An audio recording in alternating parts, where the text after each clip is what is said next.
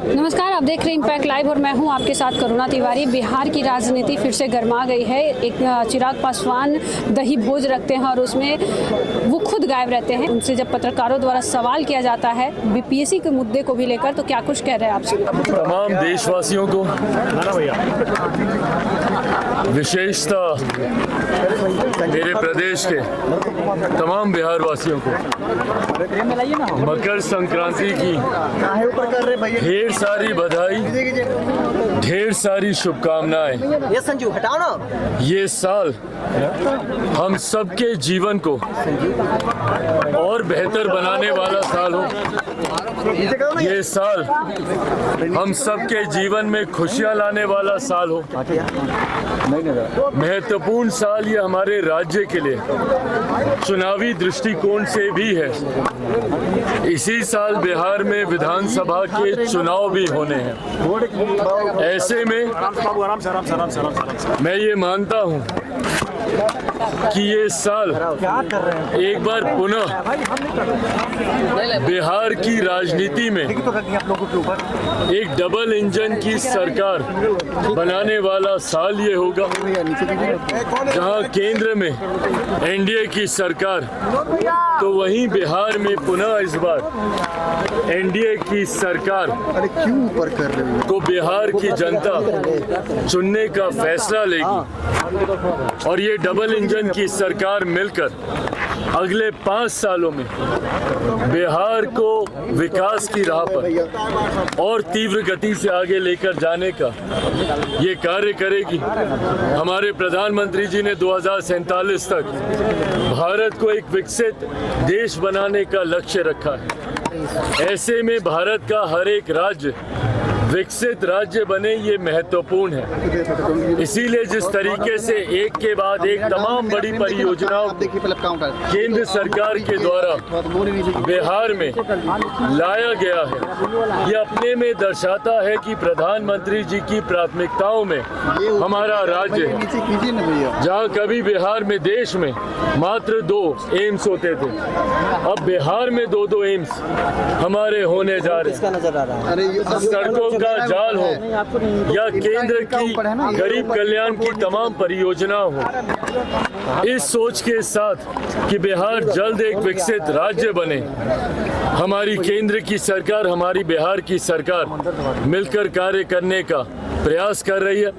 मैं मानता हूं कि आज मकर संक्रांति के दिन हमारी उस सोच को, हमारे उस संकल्प को और मजबूती देने का कार्य करेगी और मजबूती के साथ हमारे एनडीए के तमाम नेता, कार्यकर्ता, सांसद, विधायक, मंत्री और मजबूती से आने वाले समय में कार्य करेंगे।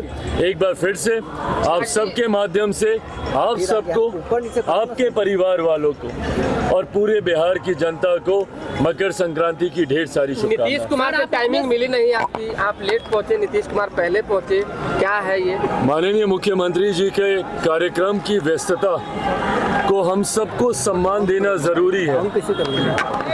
ऐसे में मैं भी आस्तिक हूँ, पूजा पाठ में काफी विश्वास रखता हूँ।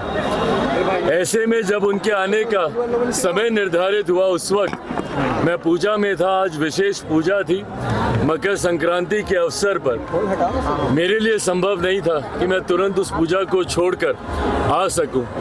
ऐसे में उनका आना ज़्यादा मायने रखता है। वो आए, उन्होंने अपनी शुभेच्छाएं दी, उन्होंने अपना आशीर्वाद दिया, ये हम सब के लिए ज़्यादा मायने रखता है। गठबंधन के नेता हैं, ऐसे में उनकी मौजूदगी, उनकी उपस्थिति ही एक बड़ी बात है। मतलब निकालने लगे, मतलब निकालने लगे, इस तरह का नहीं होना चाहिए था। समाज के बीच क्यों नहीं जाते हैं? कोई मुख्यमंत्री के अपमान की ये बात नहीं है।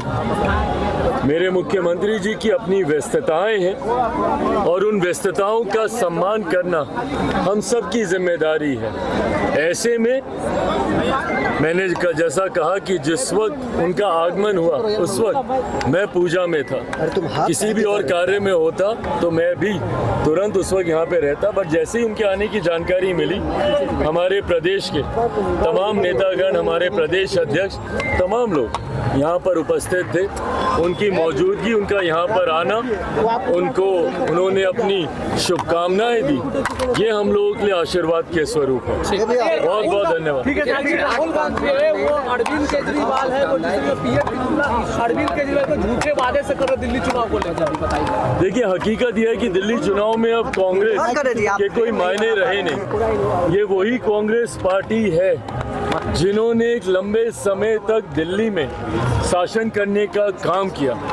शीला दीक्षित जी के नेतृत्व में कांग्रेस ने नई मजबूतियों को देखा, पर उन्हीं मजबूतियों को कमजोर करने का कार्य राहुल गांधी जी के नेतृत्व में हुआ। ना उनसे पार्टी संभल रही है, ना उनसे गठबंधन संभल रहा। दिल्ली के चुनाव ने जिस तरीके से तथाकथित इंडिया अलायंस को ही पूरी तरीके से ध्वस्त करने का कार्य किया, जहां कांग्रेस के ही कई नेताओं ने और बिहार के भी कई ऐसे क्षेत्रीय दल हैं जिन्होंने इस बात को खुलकर स्वीकारने का काम किया कि अब इंडिया अलायंस का कोई अस्तित्व बचा नहीं है। ऐसे में दिल्ली में जहां एक दूसरे के सामने ही तमाम पार्टियां खड़ी हुई, कांग्रेस, आम आदमी पार्टी एक दूसरे के सामने ही प्रत्याशी दे रही है, वहीं सपा हो या टीएमसी हो, जहां अरविंद केजरीवाल जी की पार्टी का समर्थन कर रही है, तो वहीं कांग्रेस अलग थलग दिखाई दे रही है। ऐसे में सवाल अब ये उठता है कि बिहार में ठीक इसके बाद विधानसभा के चुनाव होने, दिल्ली चुनाव के बाद अगला चुनाव बिहार का ही है। क्या ये गठबंधन विपक्षी दलों का बिहार में भी बना रहेगा या यहाँ पर भी इंडिया अलायंस की तरह टूट जाएगा? कांग्रेस की महत्वाकांक्षाएं बड़ी हैं। तिहाई का आंकड़ा जो पार्टी पार नहीं कर पाई, वो तिहाई के आंकड़े के साथ बिहार विधानसभा का चुनाव लड़ना चाहती है। 70 सीटों पे पिछली बार ये पार्टी लड़ी थी। ऐसे में मुझे नहीं लगता कि बिहार में भी ये गठबंधन बरकरार रहेगा। जिस तरीके से इंडिया अलायंस टूटा है, उसी तरीके से बिहार में महागठबंधन है, यूपीए, मुझे नहीं पता, जो भी इनका नाम है, ये भी तितर बितर होगा पूरी तरीके से। और अलग अलग पार्टियां यहाँ पर टूट कर, विपक्षी दल अलग अलग खेमों में बढ़कर 2025 विधानसभा का चुनाव ये लोग लड़ने जा रहे हैं। सरेंडर बोल चुकी है दिल्ली में, पहले ही आरजेडी ने मना कर दिया चुनाव लड़ने से। तो दिल्ली में आरजेडी का है क्या कि चुनाव लड़ेंगे? जिस पार्टी का अस्तित्व बिहार में ना बचा हो, दिल्ली में जो बिहार के लोग हैं वो किस वजह से हैं बताएं? राजद के लोग। दिल्ली में जो बिहारी हैं वो इन्हीं के सताए हुए हैं ना, यहीं से प्रताड़ित होकर गए हैं वो लोग, और उन्हीं लोगों से ये वोट मांगने किस मुंह से जाएंगे? याद कीजिए वो 90 का दशक, दिल्ली में जितने बिहार के लोग बसे हुए हैं वो राजद के जंगल राज से ही प्रताड़ित होकर गए थे, तो किस मुंह से ये लोग जाएंगे वहां पे वोट मांगने? और बल्कि गलती से भी अगर ये किसी मंच पर विपक्ष के किसी भी दल के साथ दिख गए, वो कांग्रेस हो या आम आदमी पार्टी, उनका भी सर्वनाश ये लोग कर आएंगे, क्योंकि बिहारी इन्हीं से नाराज होकर गए थे। अभ्यर्थियों पे बस एक लाइन, दिल्ली चुनाव में क्या भाई देखिए, बीपीएससी का जो मुद्दा है, छात्रों का जो मुद्दा है, मैंने इस बात को मैंने कई बार कहा कि मेरे लिए भी ये एक महत्वपूर्ण और चिंता का विषय है। गठबंधन के भीतर हर मंच पर मैंने अभ्यर्थियों की समस्याओं को, उनकी चिंताओं को, उनकी मांगों को मैंने रखने का कार्य किया। गठबंधन में सहयोगी होने के नाते पूरी मर्यादा को निभाते हुए गठबंधन के भीतर मैंने अपनी बातों को रखने का मैंने काम किया। एक बात तय है, परिस्थिति कुछ भी हो, लोक जनशक्ति पार्टी रामविलास पूरी मजबूती से छात्रों के साथ खड़ी है, उनकी मांगों के साथ खड़ी है। गठबंधन की मर्यादा के तहत हम लोग अपनी बातों को गठबंधन के भीतर रखने का कार्य कर रहे हैं। उम्मीद है कि उनकी उन मांगों को, बातों को सुना जाएगा। अगर ऐसी परिस्थिति नहीं बनती है, पार्टी को अगर छात्रों के हित में और मजबूत कदम उठाने की जरूरत पड़ेगी, लोक जनशक्ति पार्टी रामविलास उससे भी कतई हिचकिचाएगी नहीं।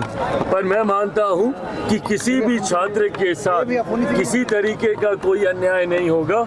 इस बात को मुख्यमंत्री नीतीश कुमार जी, बिहार की सरकार जरूर सुनिश्चित करेगी। आपको ये खबर कैसा लगा? आप भी हमारे साथ साझा करो। देखते रहिए इम्पैक्ट लाइव। धन्यवाद।